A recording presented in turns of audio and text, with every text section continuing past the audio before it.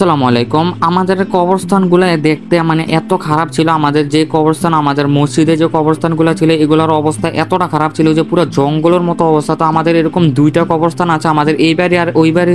তো এই দুইটা কবরস্থান আছে। তো আমরা আজকে চিন্তা করলাম যে এই জায়গাগুলো আমরা পরিষ্কার করব।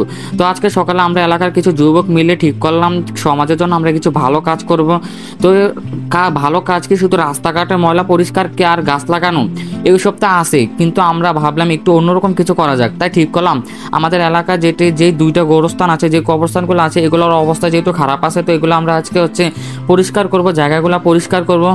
কারণ এই জায়গাগুলো আপনার পরিষ্কার করতে শুনতে যতটা না সহজ মনে হয়, কাজটা কিন্তু মোটেও সহজ না ভাই। কারণ শুরুতে সবাই খুব উত্তেজিত ছিল, কেউ কেউ ঝাড়ু কোদাল, কেউ ঝাড়ু নিল, কেউ কোদাল নিল, দা হাতে নেওয়ার পর এসব হাতে নেওয়ার পরে আসল অবস্থাটা বোঝা গেল। একজন বলছে ভাই এই আগাছাগুলো মানুষ খেয়ে ফেলবে, তো আরেকজন বলছে এই ঝাড়ু দিচ্ছি কিন্তু বাতাসে সবগুলো আমার মুখে এসে পড়তেছে। তো তবে একটা জিনিস বলি, মজাটা কিন্তু এখানেই ছিল, সবাই হাসতে হাসতে কাজ করছিল।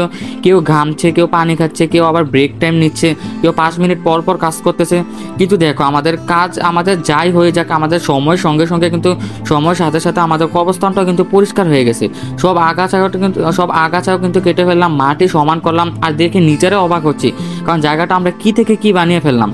তো মনে হচ্ছিল এই জায়গাটা তো আমাদেরই, কারণ এখানে হয়তো বর্তমানে এখনো পূর্বপুরুষরা আছে, পরবর্তীতে আমরা যাব। কারণ আমরা যে মরবো এটা কিন্তু চিরন্তন সত্য, এটা কিন্তু আমরা এড়িয়ে কখনো যেতে পারবো না। আমরা কিন্তু মারা যেতে হবেই। আর তারপর আমাদের আসল কাজ শুরু হয়েছে। আমরা আজকে যে কাজ করতেছিলাম, এই কাজ শেষে আমরা সবাই আমরা যেখানে কাজ করতে যাচ্ছিলাম, ওই জায়গার রাস্তার মধ্যে কিন্তু আপনার কিছু গয়াম গাছ ছিল, যেটা পেয়ারা গাছ আমরা বলি। তো আমরা পেয়ারা আমাদের এখানে পেয়ারা গাছে কিন্তু এটা 12 মাসিয়া গাছ, যে গাছটা দেখতে পাচ্ছেন। তো আমরা সবাই গাছটা দেখে দেখলাম গাছটা কিন্তু অন্যজনের ছিল। তো আমি বললাম ভাই এই পেয়ারা দেখে মনে হচ্ছে আজকের কাজের বোনাস পেয়ে গেলাম। তো কেউ বললো কিন্তু ভাই এই গাছ তো অন্যদের। তো আমি বললাম ঠিক আছে, আমরা কবরস্থানে পরিষ্কার করছি, তো আল্লাহ রহমতে এই পেয়ারা হচ্ছে আমাদের বোনাস। তো কি বলবো, পোলাপান তো পোলাপানি না। তো তখন কি আর বলবো, সবাই মিলে গাছে উঠলাম, কেউ নিচে দাঁড়িয়ে পেয়ারা ধরছে, তো কেউ উপরে ঝুলে পেয়ারা ছিঁড়ছে। যে পেয়ারা ধরছে সেও নিচে পড়ে যাচ্ছে, আর যে পেয়ারা খাচ্ছে সে আস্তে আস্তে বলছে এটা মনে আমাদের সমাজ সেবার আসল মজা ভাই, কি বলবো। শেষে সবাই মিলে ছায়া বসে পেয়ারাগুলো খেলাম। সবাই আমরা দাঁড়িয়ে দাঁড়িয়ে সবাই নিজেদের মুখে ছিলাম, কারণ এখানে তো নুন মরিচ কেউ আনতে যায় না, আমাদের বাড়িতে কেউ যায় না নুন মরিচ আনার জন্য। তো আমরা নিজেরাই আমরা এভাবে মুখে ছুলে খেয়ে ফেললাম।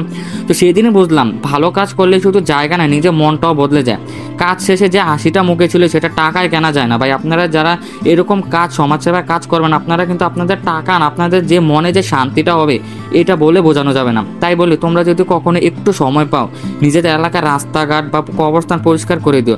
তাতে হয়তো আমরা পেয়ারা পাইছি, তো তোমরা পেয়ারা না তো অন্য কিছু পাইতে পারো, কিন্তু এটাতে একটা যে তৃপ্তি, এটা কিন্তু আপনার শেয়ার করতে পারবে না। মানে এতটা মজা লাগে এরকম কাজ করলে আমাদের মনটা এতটা শান্তি হয়ে যায়। তো আজকের ভিডিওটা আমরা এই পর্যন্তই। আর হ্যাঁ, যদিও ভিডিওটা ভালো লাগে তাহলে লাইক করে দিও, কারণ আমি এবার গাছের পেয়ারা না তোমাদের লাইকই খুঁজছি। তো আজকের ভিডিওটা এই পর্যন্ত, আমার জন্য দোয়া করবেন। আল্লাহ হাফেজ।